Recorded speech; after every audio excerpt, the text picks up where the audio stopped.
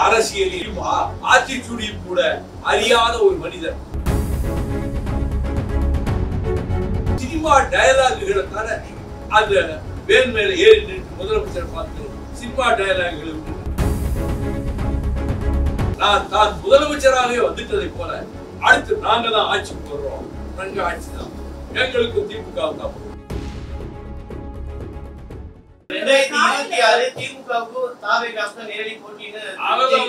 அதாவது ஆகாய ஒளியில கோட்டை கட்டிக்கிட்டு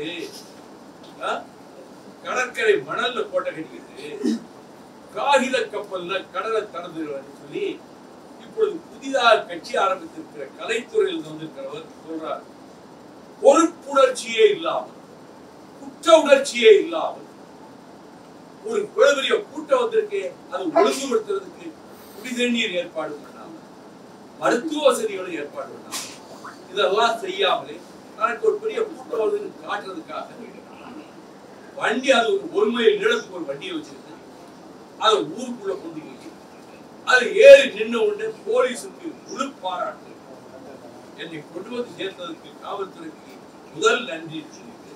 சினிமா டயலாகுகளை தர அந்த வேன் மேல ஏறி நின்று முதலமைச்சர் பார்த்து சினிமா டயலாகுகளை விட்டு இருக்காரு. அரசியலில் அரிச்சுவடியும் ஆத்திச்சூடியும் கூட அறியாத ஒரு மனிதர், பொதுவாழ்வுனா என்னன்னு தெரியாத மனிதர். அவர் நான் தான் முதலமைச்சராகவே வந்துட்டதை போல அடுத்து நாங்க தான் ஆட்சிக்கு வர்றோம், நாங்க ஆட்சி தான் எங்களுக்கு திமுக தான் என்று அவர் சொல்லிக் கொண்டிருக்கிறார். அதெல்லாம் வந்து நடைமுறையிலே ஒருபோதும் வெற்றி பெறாது, அவருடைய முயற்சிகள் வெற்றி பெற போவதும் இல்லை.